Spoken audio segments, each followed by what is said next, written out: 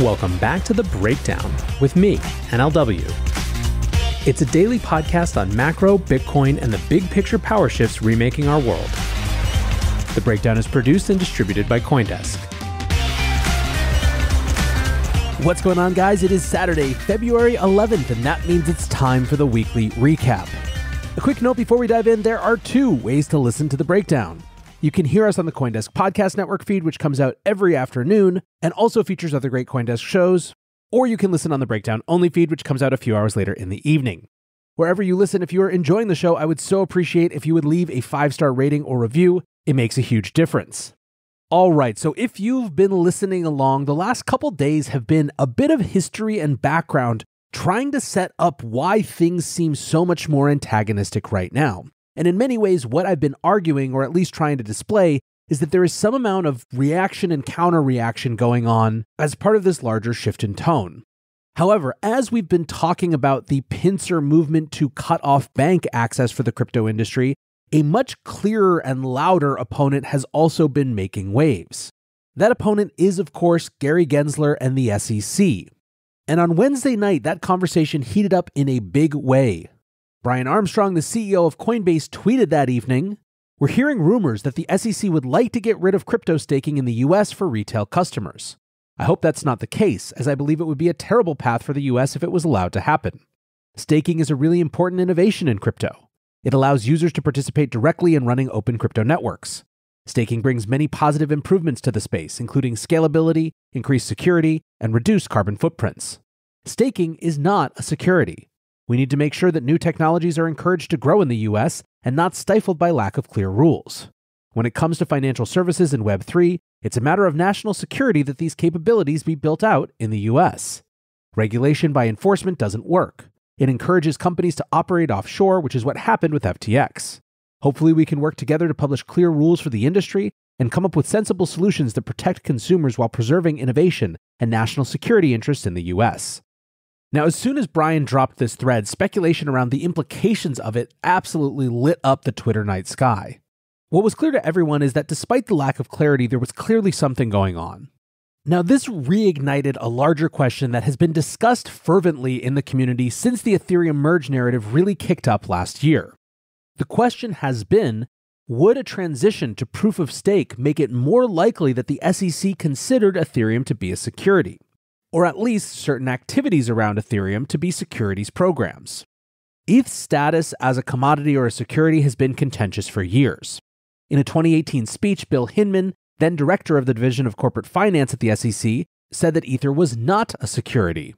New SEC Chair Gary Gensler has never appeared happy about that and has distanced the SEC from the Hinman ruling. In one interesting twist in Ripple's lawsuit with the SEC tried to have the Hinman letter thrown out as not representing their official position. Unfortunately for them, the SEC's legal team had consulted with Bill Hinman on his speech, so the judge denied the SEC on that point. Regardless of those particulars, this has been lurking as one of the big questions and certainly one of the biggest areas, if not the biggest areas of Ethereum FUD. So when it came to Brian's Twitter thread, and then alongside it, a Bloomberg report that Kraken had been under investigation by the SEC for offering unregistered securities to US customers, the debate started swirling around exactly what was going on behind the scenes. If the SEC was going to go after staking, would they be arguing that staking itself was a security? Would they be arguing that staking with a centralized third party would constitute a security? Would they just be labeling Ethereum a security outright? From a technical and legal perspective, there is a lot of nuance here. Coin Center head of research Peter Van Valkenburg wrote a whole article about this last January. Quote, "A misconception we sometimes see from policymakers looking at cryptocurrency networks is that staking and staking rewards are some kind of security or interest-bearing lending activity that should be subject to regulation.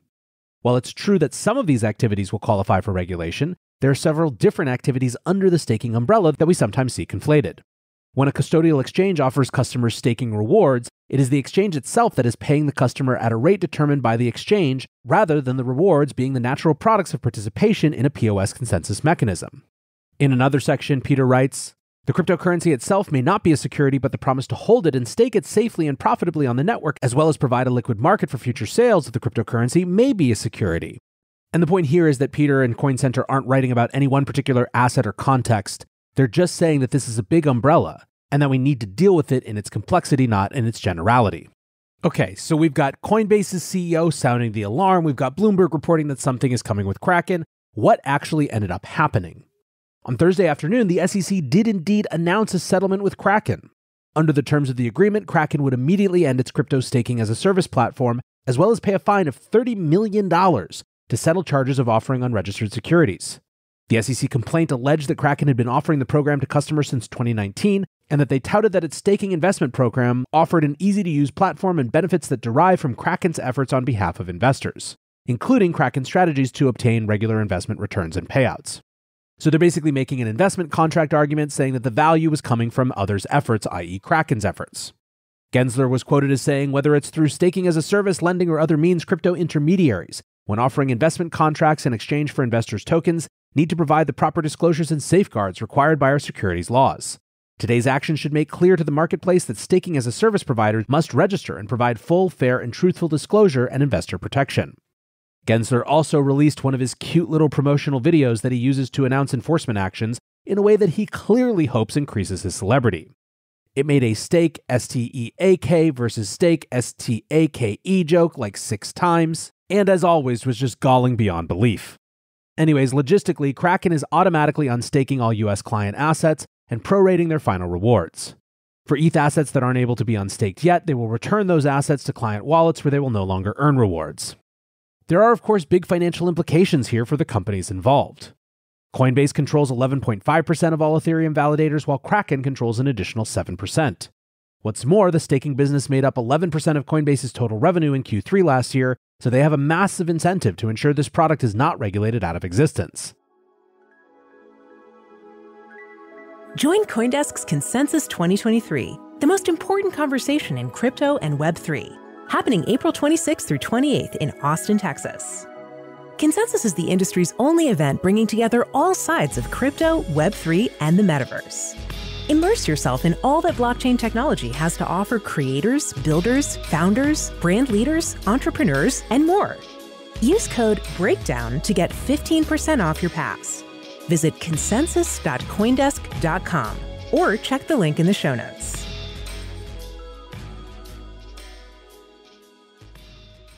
So what did crypto Twitter think about all this? James Murphy, Meta Lawman, writes, SEC announces settlement with Kraken. Kraken agrees to stop offering staking as a service. Kraken will pay $30 million fine. None of the money will go to restitution because there aren't any actual victims. The SEC war on crypto just getting started. Adam Cochran writes, my God, they really are coming for everything all at once. The US is just handing other countries the win on blockchain. He then also wrote something that was a very similar sentiment.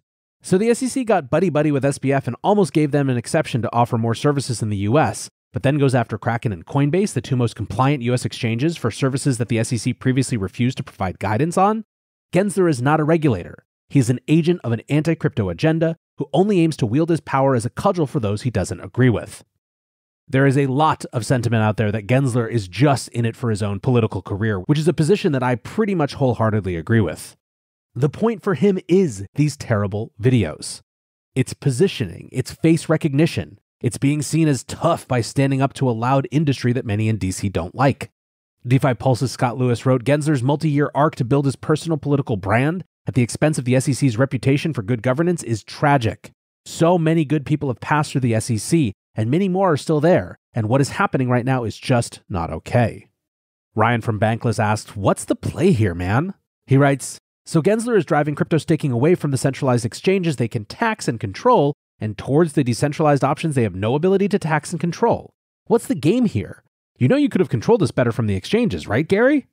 And many, like Adam, as we heard before, and others, pointed out that this was just likely to push people offshore.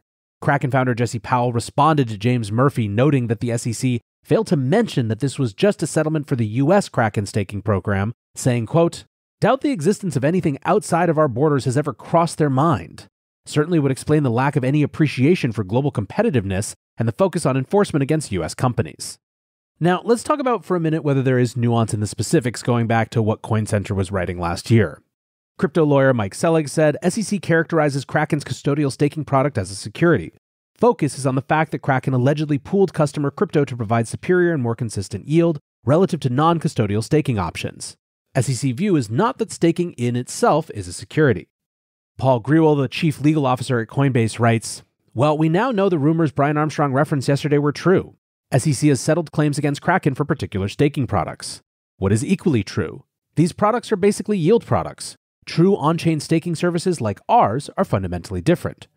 For example, our customers' rewards are tethered to realities. They depend on the rewards paid by the protocol and commissions that we disclose. We don't play games. Our customers have a right to their rewards. We can't just decide not to pay any rewards at all. Our customers' assets always remain theirs and are accounted for transparently in regular public audits. Our finances are a matter of public record. We provide deep insights into those finances every quarter. We've been providing staking services to our customers for years, and these services were described at length in our public filings when we became a public company in 2021. Rules making clear these distinctions would provide real clarity to the industry and our customers. The public shouldn't have to parse complaints in federal courts to understand what a regulator expects. Now, I agree wholeheartedly with that last point about regulators needing to provide clarity. I did think it was a little weird to use this moment to try to take what I think some would see as a victory lap. But still, the discussion around this was one of the most interesting parts of the whole affair.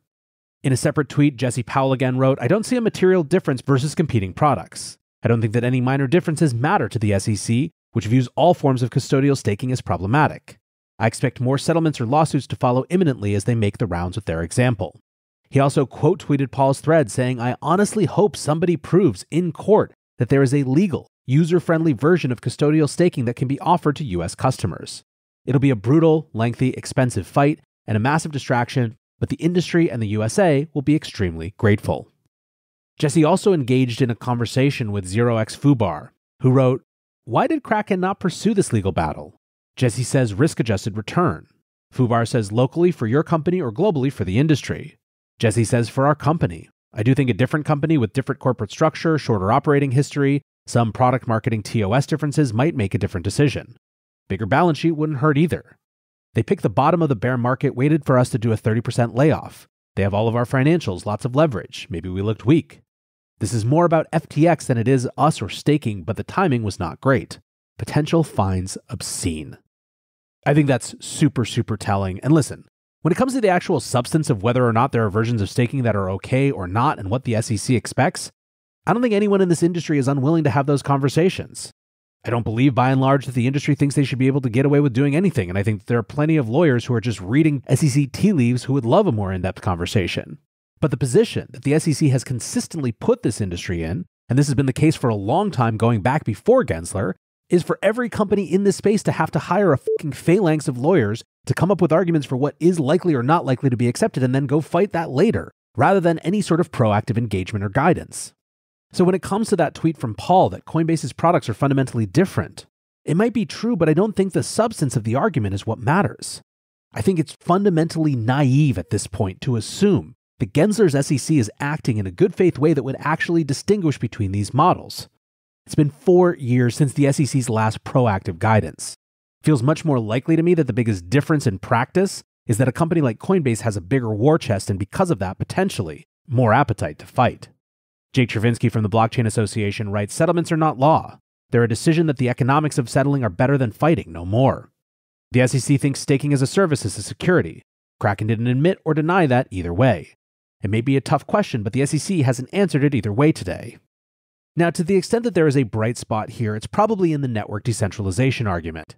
In fact, Alex Gladstein asked Dr. Paul Dillon Innes, aka Polarpunk Labs, if this was good for Ethereum, and he said, "Good for the Ethereum protocol because it gets people off exchanges, encourages solo staking with own node, removes potential US influence over US exchange pools, forces Ethereum users to take decentralized principles seriously." Hal Press agreed, saying every time regulators restrict exchanges, it just pushes more and more businesses on chain. The knee-jerk is always to think that this is negative, but it really isn't. Still, for those who are watching this from a 10,000-foot view, it's kind of less about the details and more about the attack itself. Just after this was announced, the IRS also made an announcement saying that they'd be seeking a court approval to enforce a summons for Kraken's user data, which they said has gone uncomplied with since being issued in 2021. And then just after that, Coindesk published an article saying that the New York Department of Financial Services is investigating stablecoin issuer Paxos. They say that the full scope of the investigation is unclear, but there's lots of speculation that it's Binance-related. NYDFS published stablecoin guidance in June directing issuers to ensure their stablecoins are fully backed with assets segregated from the issuer's funds and attested to regularly. And of course, just last month, we got the big news that Binance BUSD was sometimes not fully backed, which, as we talked about at the time, Paxos must have been just livid about. All in all, this is swirling up tons of rumors that there is more to come. AP Abacus tweets, update, additional actions are coming from the SEC. Sources say exchanges and stablecoin issuers will be getting Wells notices in the coming days and weeks, specifically mention Circle and Paxos. A Wells notice is a notification issued by regulators to inform individuals and companies of completed investigations where infractions have been discovered. It usually takes the form of a letter which notifies recipients both of the broad nature of the violations uncovered as well as the nature of the enforcement proceedings to be initiated against the recipient. Eleanor Terrett, a journalist at Fox Business, tweeted last night, Scoop, Gary Gensler is embarking on a midnight massacre in an attempt to bring all of crypto under his control. In the coming weeks, the SEC, the NYDFS, and the OCC will all be bringing a myriad of enforcement actions against exchanges, banks, and entities that mint tokens in an attempt to label the majority of them as securities. I'm told Gensler's strategy is to bring as many enforcement actions as possible while the 118th Congress is still getting its bearings. Markets, of course, did not like all of this. Bitcoin fell down under 22,000, about 4.3% down since yesterday. ETH understandably fell down a little more, over 6%. It is worth noting that not everyone is convinced that this is entirely based on the Kraken news. Pentoshi tweeted, many blaming FUD for yesterday's move down. I do think the market gave plenty of warning signs of weakness, failed breakouts, lack of momentum, distribution-like structure on Bitcoin, and many alts with complacency shoulders. So maybe it was just the classic situation of FUD coming into structural market weakness. I guess, though, at the end of the day, that the short-term market reaction is probably the least relevant part of all of this. Bankless's David Hoffman wrote, U.S. regulators in the Biden administration have begun a full frontal assault against crypto. It's politically motivated, it's unconstitutional, and it's exactly why we need crypto, to separate money from state. This sucks, but we'll survive, as we always do. And I will end by saying that in that fight, we're not completely alone. Tom Emmer, the GOP majority whip in the House, says to be clear, staking enables more people to participate in building the next generation of the internet. Gary Gensler's regulatory purgatory strategy hurts everyday Americans the most, leaving them in the dust while these opportunities are accessible offshore. Perhaps even more profound is the dissent from SEC Commissioner Hester Peirce, which I'll now read in full. She writes, today the SEC shut down Kraken's staking program and counted it as a win for investors. I disagree and therefore dissent.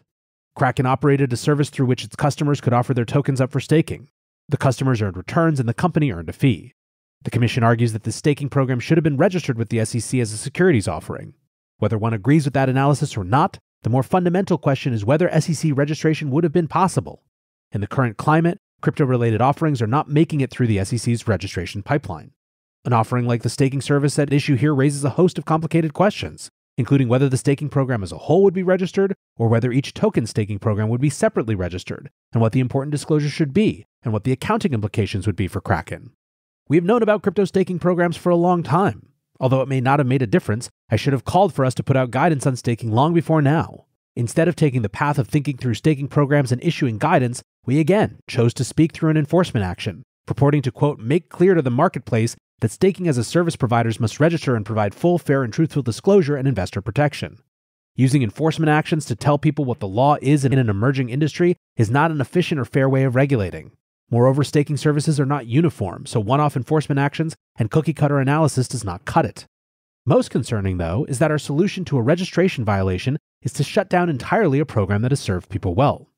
The program will no longer be available in the United States, and Kraken is enjoined from ever offering a staking service in the United States, registered or not. A paternalistic and lazy regulator settles on a solution like the one in this settlement. Do not initiate a public process to develop a workable registration process that provides valuable information to investors. Just shut it down. More transparency around crypto staking programs like Kraken's might well be a good thing.